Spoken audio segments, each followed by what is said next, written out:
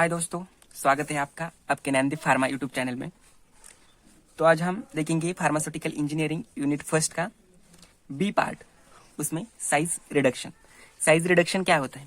Size reduction यानी कि किसी भी पार्टिकल की साइज हमें कम करनी है, उसकी साइज रिड्यूस करनी है, उसे हम क्या कहते हैं? Size reduction. It is a unit operation. Unit operation है, इसमें हम क्या करते हैं? Material are subjected to size reduction by using a different ways, उसे हम कहते हैं साइज रिडक्शन। साइज रिडक्शन को हम और भी कई नामों से जानते हैं, that is comminutions, grinding, milling, pulverisation और क्रशिंग। इस सभी मेथड से हम पार्टिकल की साइज कम कर सकते हैं। दोस्तों, according to size of material, material की साइज कैसी है इसके हिसाब से ये क्लासिफिकेशन दिया है। First one that is coarse milling, second one intermediate milling and third one fine milling. Coarse milling किसे कहते हैं? जो पार्टिकल सीयू नंबर 20 से ज्यादा पास होते हैं बट पार्टिकल्स, उसे हम कहते हैं कोरस मिलिंग। जो पार्टिकल्स सीयू यानी कि मेश 20 से 200 तक मेश में पास होते हैं उसे हम कहते हैं इंटरमीडिएट मिलिंग। और जो फाइन पार्टिकल्स होते हैं वो 200 से ज्यादा कि जो मेसेज है और सीयू से उससे पास होते हैं उसे कहते हैं हम फाइन मिलिंग या fine particles. What are the objectives of size reduction? First one, increase the surface area, because particle size decreases, ultimately surface area increases. Means increase surface area, increase rate of dissolution. Whenever surface area increases, rate of dissolution also increases. जब dissolution का rate increase हो जाएगा तब ultimately absorption का rate also increase हो जाएगा और bio availability बढ़ जाएगी। और इसका डिसएडवांटेज क्या है? स्टैटिक चार्ज जनरेट होते हैं। इसमें स्टैटिक चार्ज जनरेट होते हैं, वो एग्लोमेरेशन का काम करते हैं, वो चेंजेस लाते हैं एग्लोमेरेशन में। ये इसका डिसएडवांटेजेस है। It give content uniformity and effective drawing. Effective drawing के लिए और कंटेंट की जो यूनिफॉर्मिटी है उसके लिए साइज रिडक्शन करना बहुत जरूरी होता है। दोस्तों, उसके बाद हम देखेंगे factors affecting size reduction. Size reduction के लिए कौन से फैक्टर्स अफेक्ट करते हैं? First one, hardness of material. Material कितना हार्ड है, कौन से टाइप्स का मटेरियल है, वो साइज रिडक्शन के लिए अफेक्ट करता है। Hardness of material expressed by mop scale. Mop scales के हिसाब से हमने मटेरियल की साइज को डिफाइन किया है कि उसकी हार्डनेस कैसी है। मॉप स्केल रेंज कितनी होती है दोस्तों? 1 से 10 तक होती है। Greater than number hard the material, जितना ज्यादा नंबर बढ़ जाएगा मटेरियल की हार्डनेस उतनी बढ़ती जाएगी।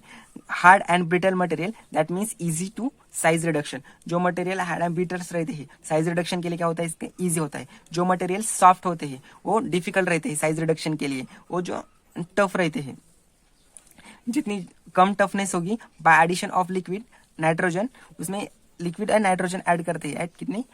-150 डिग्री सेल्सियस को। ये है हार्डनेस ऑफ मटेरियल की वजह से। और इसकी रेंजेस कैसी है ये दिया है। आफ्टर दैट हम देख लेंगे स्ट्रक्चर ऑफ मटेरियल। मटेरियल का स्ट्रक्चर कैसा होता है? दोस्तों, हमने पहले भी देखा कि first one crystalline and amorphous, दो टाइप्स के मटेरियल होते हैं। फर्स्ट क्रिस्टलाइन यानी कि क्या? Different to size reduction, means वो डिफिकल्ट रहते हैं साइज रिडक्शन के लिए। जो भी क्रिस्टल्स रहते हैं उसमें क्या डिफरेंट टाइप्स के लैटिक्स और हैबिट्स रहते हैं क्रिस्टल्स के, वो डिफिकल्ट रहते हैं साइज रिडक्शन करने के लिए। एमॉर्फस जो रहते हैं उसमें स्मॉल और फाइन पार्टिकल्स होते हैं, वो इजीली हम उसे साइज रिड्यूस कर सकते हैं उसकी। मॉइस्चर कंटेंट, मॉइस्चर जो भी स्ट्रक्चर मटेरियल का, उसमें जो मॉइस्चर कंटेंट रहता है, if moisture content is greater than 5 से ज्यादा होगा तो तब क्या होगा? Make same difficulty in size reduction. Size reduction में डिफिकल्टी आ जाएगी। और जब if moisture content is greater than 50 तब क्या होगा? Mass become slurry of fluid suspension. जो भी हमारा मटेरियल है उसमें क्या बन जाएगी? स्लरी बन जाएगी। इसमें वेट ग्राइंडिंग करनी पड़ेगी। To avoid particle agglomerates add surfactant. Particle का एग्लोमेरेट्स रोकने के लिए हमें क्या? सरफेक्टेंट का यूज करना पड़ेगा। To maintain size between 5 means less than 5 micrometre. If size is less than 15% that is dry grinding. जब किसी पार्टिकल की साइज उसके हिसाब से उसके अंदर जो मॉइस्चर कंटेंट है वो मॉइस्चर कंटेंट 50% से कम होगा तो उसे हम क्या? ड्राई ग्राइंडिंग कर सकते हैं। लेकिन वो ज्यादा होगा तो हमें क्या करना पड़ेगा? उसकी स्लरी बनाकर उसे वेट ग्राइंडिंग करनी पड़ेगी। आफ्टर दैट उसके स्ट्रक्चर मटेरियल में क्या है? Hygroscopic material not suitable for size reduction. जो भी मटेरियल हाइग्रोस्कोपिक है, वाटर लिविंग है, वो क्या है? हमें साइज रिडक्शन करने के लिए फ्लेक्सिबल नहीं है और सुटेबल नहीं है। उसमें क्या है? ग्लोबुलर साल्स रहते हैं, उसमें उसके अंदर liberation of water during the milling. जब मिलिंग का टाइम होता है तब क्या करेगा? वो वाटर लिबरेट करेगा, इसलिए हम सुटेबल नहीं है। आफ्टर दैट टेम्परेचर क्या होता है और टेम्परेचर का रोल क्या है? तो The milling process is liable for the heat generation. Mainly milling is for the generation of heat. Most of temperature sensitive materials become soft. जो भी temperature sensitive materials रहते हैं वो कैसे soft है, which having the low melting points. For example synthetic जो gums रहते हैं, हम लैब में जो गम्स यूज करते हैं सिंथेटिक गम, वो है वैक्सेस है, रेजिन है, प्लास्टिक है, और जो भी कलरिंग पिगमेंट है उसमें उसके अंदर क्लोरोफिल है, जांतोफिल है, कैरोटीन, जो ऐसे कलरिंग पिगमेंट है वो क्या टेम्परेचर सेंसिटिव रहते हैं. उसके बाद हम देखेंगे पार्टिकल शेप. पार्टिकल शेप क्या होता है? इरेगुलर पार्टिकल शेप होगा तो क्या होगा? Difficult for size reduction. And sphenoid shape होगा तो इजीली हम उसका साइज रिड्यूस कर सकते हैं. पॉलीमॉर्फिज्म. पॉलीमॉर्फिज्म क्या होता है? किसी भी क्रिस्टल हैबिट के 2 से ज्यादा फॉर्म होना, इसे कहते हैं हम polymorphism. Milling process can affected by change in structure. जो भी स्ट्रक्चरल चेंजेस होता है उसके हिसाब से मिलिंग प्रोसेस अफेक्ट करती है. जब फीडिंग रेट बढ़ जाएगा तब साइज रिडक्शन कम हो जाएगी. फीडिंग रेट कम हो जाएगा तब साइज रिडक्शन बढ़ जाएंगे. This is the inversely proportional. That means increasing feeding reduction is inversely proportional to the size reduction और the vice versa. After that हम देखेंगे mechanism of size reduction. Size reduction का mechanism क्या है? First one, that there are mainly 4 types of mechanism of size reduction. First one, that is cutting, compression, impact and attrition. These are the 4 mechanism of size reduction. Cutting को क्या बोलते हैं? सिलिशियन बोलते हैं. Compression compression कहते हैं. Impact और attrition. Mainly cutting कहाँ यूज किया जाता है? It involves application of forces और narrow surface using for sharp blade. Cutting में क्या होते हैं? जो भी मिल्स वगैरह रहता है उसमें क्या शार्प ब्लेड रहते हैं, उसे कटिंग डिवाइस रहता है, उसे हम क्या करते हैं? मटेरियल की साइज को कम कर सकते हैं, उससे साइज रिडक्शन करते हैं. उसका एग्जाम्पल है कटर मिल. जो भी कटर मिल रहते हैं उसमें क्या रहते हैं? ब्लेड रहते हैं, उसकी मदद से हम क्या कहते हैं? पार्टिकल की साइज कम कर सकते हैं. सेकंड वन है कॉम्प्रेशन. कॉम्प्रेशन मीन्स क्या? The material gripped in between 2 surface and crushed by application of pressure. Pressure को यूज करके हम 2 सरफेस का अंदर मटेरियल को क्रश करते हैं और पार्टिकल साइज कम करते हैं. इसके एग्जांपल है roller mill, colloidal mill, edge and end roller mill and mortar and pestle. हम लैब में मॉर्टर पिस्टल से हेल्प से क्या करते हैं? किसी भी पार्टिकल की साइज कम कर सकते हैं. थर्ड वन है इम्पैक्ट. इम्पैक्ट ये जो है मैकेनिज्म बहुत ही इंपॉर्टेंट है. इट्स इन्वॉल्व क्या है? Contact of material with fast moving object. किसी भी फास्ट मूविंग ऑब्जेक्ट के कॉन्टैक्ट में हमारा मटेरियल आता है तो उसकी क्या साइज कम की जाती है by using the mechanism of impact. उसकी साइज रिडक्ट की जाती है. इसका एग्जाम्पल है hammer mill. By with the help of hammering particle size to be reduced.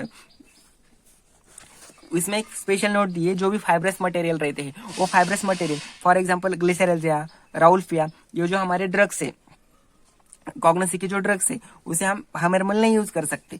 फिर भी इम्पैक्ट एट्रिशन यूज करना है क्योंकि उसे प्रेशर वो सह नहीं पाता, वो क्रश और इम्पैक्ट से नहीं हो जाता, इसलिए हम उसे कटिंग मिल यूज करते हैं. क्योंकि जो हमारा राउल्फिया है उसकी कटिंग की जाती है कटिंग मिल से. After that fourth one is attrition. What do you mean by attrition? Attrition किसे कहते हैं दोस्तों? जो मटेरियल है subjected to pressure in the compression but surface is moving related to each other. जो भी किसी सरफेस है, सरफेस मूव कर देते हैं एक दूसरे के साथ और उसके बीच में जो मटेरियल आता है उसकी साइज कम की जाती है. रिजल्ट इनटू क्या होता है? इसका रिजल्ट क्या है? Generation of shear force. Shear force का जनरेशन होता है एंड मटेरियल ब्रेक हो जाता है. इसके एग्जाम्पल है pin milling, ball milling, vibro energy milling, fluid energy mill and spin jet. These are the mechanism of attrition. Impact and attrition. हमारे जो मिल्स है फार्मास्यूटिकल इंजीनियरिंग में साइज रिडक्शन के लिए जो मिल्स यूज किए जाते हैं, impact and attrition, both by using this both mechanism, ball mill and fluid energy mill work together with the help of impact and attrition. After that we will move towards the homogenization. homogenization किसे कहते हैं? Breaking of material with high speed of rotating paddles. किसी भी paddles को means जो rotating paddles है उसकी मदद से हम होमोजेनाइज करते हैं, मटेरियल की ब्रेकिंग करते हैं, साइज रिड्यूस करते हैं, उसे क्या कहते हैं? होमोजेनाइजेशन. उसमें मेनली 4 एग्जाम्पल है. First one Silverson homogeniser, second one high pressure homogeniser, low pressure homogeniser and ultrasonic homogeniser. किसी भी मटेरियल को ब्रेक करने के लिए उसके अंदर होमोजेनाइजर रोटेट किया जाता है और होमोजेनाइजेशन किया जाता है. This 4 are the example of homogeniser. इसके बाद हम देखेंगे law of size reduction. Size reduction के कौन कौन से लॉज है? First one that is Hooke's law and Griffith theory. And after that energy loss for the size reduction कौन कौन सी है? फर्स्ट हुक लॉ क्या कहता है? The mechanical behaviour of solid. Solid का जो मैकेनिकल बिहेवियर है वो कैसे स्ट्रेस के अंडर वर्क करता है और इसकी जो यील्ड वैल्यू रहती है वो क्या दिखाती है? Stress strain curve is non linear. And ये क्या शो करता है? Permanent deformation. जिसमें परमानेंट डिफॉर्मेशन होता है एंड स्ट्रेस एंड स्ट्रेन वो नॉन लीनियर रहते हैं. उसे वो जो यील्ड वैल्यू रहती है according to Hooke's law. Second one that is Griffith theory.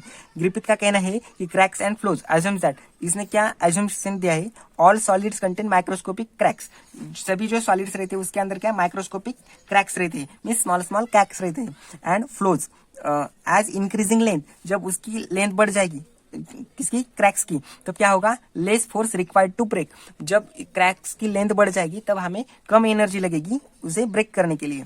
उसने एक अजम्पशन माना और उसके अजम्पशन दिया और उसके अजम्पशन के हिसाब से उसने एक फार्मूला जनरेट किया, force required with the help of tensile strength, that means J is equals to, that is tensile strength is equals to root of YE divided by C, that means Young's modulus into surface energy divided by critical crack depth. जो भी critical depth थे, मीन्स जो crack की depth थे, वो हमने divide में यूज किया according to the Griffith theory. Means Griffith का इजीली कहना क्या है कि किसी पार्टिकल्स में जो क्रैक्स रहते हैं वो क्रैक्स की लेंथ बढ़ जाएगी तब उसे ब्रेक करने के लिए हमें ज्यादा एनर्जी नहीं लगेगी। इतना सिंपल एंड आसान ग्रिफिथ की थ्योरी है। उसके बाद हम देखेंगे energy laws for size reduction. Size reduction के एनर्जी लॉज कौन कौन से, Rittinger law, Kick's law and Bond's law. Rittinger law क्या कहता है, रिटिंजर जो साइंटिस्ट है उसने क्या किया, 1867 में रिटिंजर लॉ प्रपोज किया। When Rittinger proposed the energy required for size reduction is directly proportional to increasing surface area। जो भी साइज रिडक्शन के लिए एनर्जी रहती है वो उसके सरफेस एरिया से डायरेक्टली प्रोपोर्शनल रहती है। मीन जब एनर्जी जितनी ज्यादा बढ़ जाएगी उतना ज्यादा सरफेस एरिया उसका बढ़ जाएगा। After that second one Kick's law. Kick's law का क्या कहना है, in 1885 scientist Kick gives a law, according to Kick's energy required for size reduction, size reduction के लिए जो एनर्जी रिक्वायर्ड होती है वो directly related with reduction ratio, जो भी रिडक्शन रेशियो है उतनी लगती है। Means according to Kick's energy required, जितनी एनर्जी साइज रिडक्शन के लिए लगती है वो डायरेक्टली प्रोपोर्शनल है किसके, रिडक्शन रेशियो, जितना रिडक्शन रेशियो निकल आएगा हमारा उसके हिसाब से। फॉर एग्जाम्पल 10 माइक्रोमीटर पार्टिकल है, उसकी जो एनर्जी लगेगी उसे आधा करने के लिए, मीन्स 5 माइक्रोमीटर का बनाने के लिए वो जो जितना इसका रेशियो आएगा उसकी हिसाब से उसका साइज रिडक्शन की एनर्जी रहती है। उसने एक इक्वेशन दिया, E is equals to D1 divided by D2। D1 और D2 ये क्या है, पार्टिकल की before the size reduction and after the size reduction, means the required energy. Third one that is Bond's law. In 1952 scientist Bond gives a law of Bond, that is energy required for size reduction is, size reduction के लिए जो energy लगने वाली है वो कितनी है, inversely proportional to square root of diameter of product. वो पार्टिकल की जितनी डायमीटर है उसका रूट में जो प्रोडक्ट निकल आएगा उसके इनवर्सली प्रोपोर्शनल होगी। Means energy required for size reduction is proportional to logarithmic between initial and final, म्हणजे उसका जो लॉग वैल्यूज आएगी इनिशियल और फाइनल की उसके हिसाब से साइज रिडक्शन की एनर्जी लगेगी। आफ्टर दैट हम डिटेल में डिस्कस करने वाले हैं what are the types of mills used in the pharmaceutical companies और the pharmaceutical industries. First one, name of mill, कौन कौन सी मिल यूज कर ले जाने वाली है, उसका मैकेनिज्म क्या है, उसके अंदर कितने पार्टिकल साइज तक रिडक्शन किया जाता है और हम कब इसका यूज कर सकते हैं। First one that is cutter mill. Cutter mill का मैकेनिज्म क्या है, कटिंग करना, किसी भी मटेरियल की कटिंग करना हो तो तब हम क्या कटिंग मिल यूज करते हैं। उसकी जो पार्टिकल साइज है, particle size in between 2 to 80 mesh, means 0.5 to 0.01 centimetre में रहेगी। और इसका यूजेस क्या है, फॉर फाइब्रस मटेरियल, जो भी फाइब्रस मटेरियल रहते हैं उसमें हम इसे यूज कर सकते हैं। और ये कॉन्ट्रा इंडिकेट, मीन्स कहाँ यूज नहीं कर सकते, फाइब्रियल, जो भी फाइब्रियल मटेरियल्स रहते हैं उसमें हम कटर मिल का यूज नहीं कर सकते। Second one that is roller mill. Roller मिल का मैकेनिज्म का है कॉम्प्रेशन। इसमें जो पार्टिकल साइज है वो है 20 to 200 मेश, यानी कि 0.5 से 0.01 सेंटीमीटर पार्टिकल साइज होगी। और ये हम यूज करते हैं, जो भी सॉफ्ट मटेरियल्स रहते हैं उसके लिए हम रोलर मिल यूज कर सकते हैं। और जो भी अब्रेसिव मटेरियल्स रहते हैं वो अब्रेसिव मटेरियल के लिए हम रोलर मिल का यूज नहीं करेंगे। Third one hammer mill. Hammer मिल का इम्पैक्शन है hammering, that mean impact particle size 40 to 3 to 5 mesh, that means 0.5 से 0.01 सेंटीमीटर तक इसकी पार्टिकल साइज निकलेंगी। और सभी टाइप के मटेरियल के लिए हम हैमर मिल यूज कर सकते हैं, एक्सेप्ट जो भी एब्रेसिव टाइप के मटेरियल रहते हैं उसके लिए हम हैमर मिल का यूज नहीं करेंगे। Fourth one that is fluid energy mill. Fluid energy mill, उसके दो मैकेनिज्म है। First one that is attrition and second one impact. Impact and attrition के मैकेनिज्म पर फ्लूइड एनर्जी मिल रन होती है। उसकी पार्टिकल साइज है 1 to 13 माइक्रोमीटर पर ये हम यूज कर सकते हैं। जो भी मॉडरेट हार्ड मटेरियल रहते हैं, फाइब्रल मटेरियल रहते हैं, इसके लिए हम ये यूज कर सकते हैं। फॉर जो विटामिन, एंटीबॉडीज, एनर्जीज, हार्मोन्स है, उसके लिए भी हम फ्लूइड एनर्जी मिल का यूज कर सकते हैं। लेकिन ये कॉन्ट्राइंडिकेट है और ये हम नहीं यूज करेंगे। कहाँ नहीं यूज करेंगे? जो भी सॉफ्ट मटेरियल्स रहते हैं वह हम फ्लूइड एनर्जी मिल का यूज नहीं करेंगे। After that fifth one that is ball mill. इसके अंदर छोटे छोटे बॉल्स रहते हैं और ये इम्पैक्ट एंड एट्रिशन का मैकेनिज्म से वर्क करता है। उसकी पार्टिकल साइज है 20 to 200 मेश, यानी कि 0.5 से 0.01 सेंटीमीटर। और ये जो भी बिटर मटेरियल रहते हैं, ब्रिटल मटेरियल के लिए यूज किया जाता है, ड्राई वेट ग्राइंडिंग के लिए यूज किया जाता है। और जो भी सॉफ्ट मटेरियल रहते हैं उसके लिए हम बॉल मिल नहीं यूज करेंगे। Six one an important that is colloidal mill. उसका मैकेनिज्म बहुत ही इंपॉर्टेंट है, दैट इज शेयरिंग मैकेनिज्म से कोलाइडल मिल रन होती है। उसकी जो पार्टिकल साइज है सबसे डिफरेंट है 3 to 75 माइक्रोमीटर से। और जो भी अब्रेसिव मटेरियल रहते हैं, हमने अभी तक देखा जो अब्रेसिव मटेरियल रहते हैं उसके लिए कोई मिल नहीं थी, लेकिन कोलाइडल मिल है जो अब्रेसिव मटेरियल के लिए रहती है और इसमें हम ड्राई मटेरियल यूज नहीं करेंगे। दोस्तों इतना समझ आया। हम नेक्स्ट पार्ट देखेंगे, classification of mills according to product obtain. कौन सी मिल में कैसा प्रोडक्ट मिलेगा। First one that is cutter mill. Cutter mill में हमें मिलेंगी 100 to 18,000 माइक्रोमीटर के पार्टिकल्स मिलेंगे। रोलर मिल में 50 to 1000 माइक्रोमीटर मिलेगा। हैमर मिल में 50 to 8000 माइक्रोमीटर के पार्टिकल साइज मिलेगी। कोलाइडल और रोलर मिल है उसमें 1 to 15 माइक्रोमीटर और बॉल मिल में 1 to 2000 माइक्रोमीटर की साइज रेंजेस मिलेंगे। और अब हम देखेंगे different types of mills with their synonym. कौन से मिल को किस नाम से जाना जाता है। कटर मिल है, कटर मिल को हम सिंगल रनर डिस्क मिल्क से भी जानते हैं। सेकंड वन रोलर मिल, उसमें रोलर प्रेजेंट रहते हैं, उसे हम मल्टीपल स्मूथ रोलर, म्हणजे इसमें रोलर प्रेजेंट रहते हैं इसलिए हम क्या कहते हैं, मल्टीपल स्मूथ रोलर और सो ट्रुथ रोलर, इस दो नाम से जानते हैं। Third one that is ball mill, उसे हम Hardinge mill, continuous ball mill, vibrating ball mill और रॉड मिल से भी जानते हैं। फ्लूइड एनर्जी मिल, उसे हम centrifugal impact that is pulverisation, jet mill, microniser, ultra fine grinder से भी जान लेते हैं। हैमर मिल, उसमें इम्पैक्ट एंड एट्रिशन का मैकेनिज्म रहता है, उसे फीड्स मिल और टोरंडा मिल से भी जानते हैं। दोस्तों ये जो सिनोनिम्स है वो तुम्हारे एग्जिट एग्जाम और जो भी जीपैड नाइपर का एग्जाम है इसलिए बहुत इंपॉर्टेंट है कि किस मिल को कौन से नाम से जानती है। इसके जो मैकेनिज्म है और जो साइज है वो भी जीपैड और एग्जिट एग्जाम में पूछी जा सकती है, तो उसे जरा ध्यान से पढ़ो।